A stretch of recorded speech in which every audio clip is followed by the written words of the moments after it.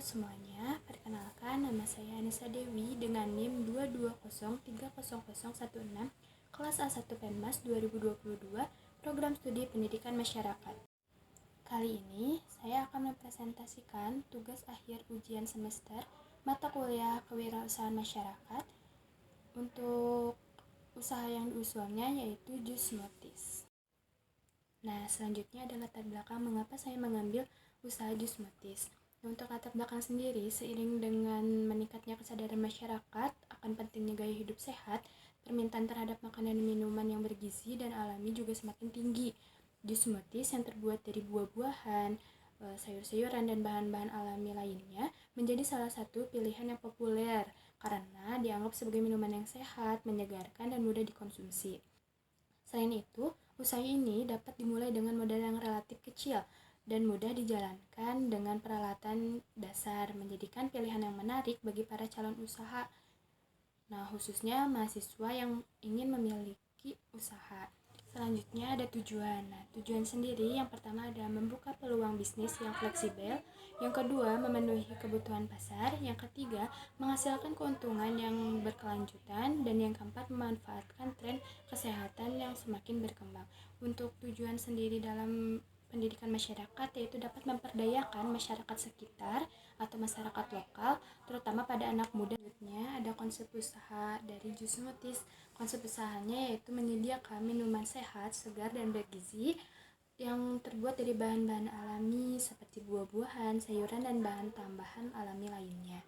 Yang kedua yaitu fokus dari usaha ini adalah menawarkan smoothies yang tidak hanya menyegarkan tetapi memberikan manfaat kepada kesehatan bagi pelanggan yang peduli terhadap gaya hidup yang sehat.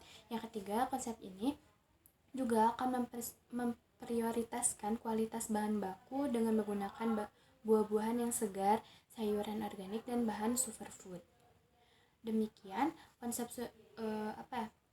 usahanya. Ini berfokus pada kesehatan, kenyamanan, dan keberlanjutan, menciptakan produk yang tidak hanya lezat tetapi juga mendukung pola hidup sehat dan dapat memperdayakan masyarakat lokal dalam usaha ini. Nah, untuk selanjutnya ada tantangan dan solusi atau analisis SWOT. Yang pertama adanya banyaknya pesaing di pasar. Nah, dengan menawarkan solusinya itu dengan menawarkan varian yang unik dan personalisasi produk yang menarik dan fokus pada branding yang kuat dan menarik. Menggunakan media sosial untuk membangun hubungan dengan pelanggan serta mempromosikan produk secara menarik dan interaktif seperti undian atau gift. Yang kedua adalah ketergantungan pada bahan. Untuk solusinya, kita dapat menjalin kerjasama dengan supplier lokal dan memanfaatkan bahan baku yang berkualitas. Terus yang ketiga, yaitu ada keterbatasan modal dan ekspansi.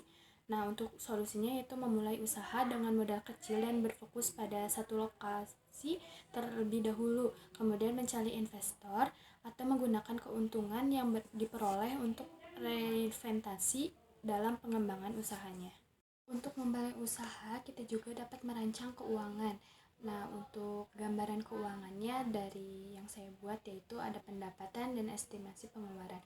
Untuk pendapatan sendiri, kita menjual si produk Jus Smoothies itu dengan harga per itemnya itu 15.000 dengan target penjualan 50 smoothies per harinya. Nah, untuk estimasi pengeluaran yang tergambar yaitu ada sewa tempat, gaji karyawan, biaya bahan dan utilitas, asuransi dan pajak, dan biaya promosi yang dapat diakumulasikan. Pengeluaran itu yaitu ada 19 juta. Nah, untuk pendapatan per bulannya, untuk gambarannya yaitu pendapatan dikurangi pengeluaran per bulan. Jadi 22.500.000 dikurangi dengan 19 juta yaitu 3.500.000 untuk perkiraan pendapatan per bulan. Selanjutnya yaitu ada manajemen tim, di mana manajemen tim ini terbagi menjadi 7 bagian.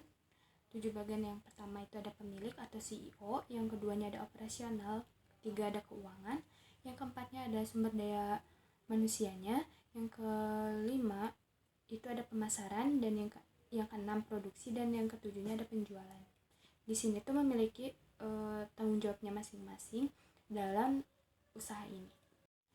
Baik, yang selanjutnya ada dampak. Nah, dampak ini terbagi menjadi dua, dampak sosial dan lingkungan, tetapi untuk dampak akan menjadikan satu lingkup.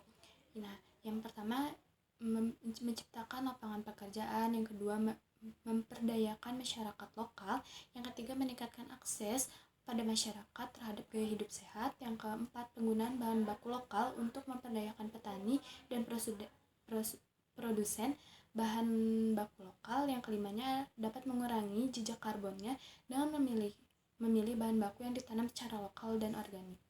Selanjutnya ada strategi dalam pemasaran. Yang pertama, perlunya kita melakukan riset pada pasar dan analisis kelayakan usaha sebelum memulai. Yang kedua, yaitu promosi melalui media sosial dan berbasis testimoni atau ulasan dari pelanggan. Yang ketiga, melakukan kerjasama atau bermitra atau berkolaborasi dengan masyarakat sekitar, bahkan masyarakat luas.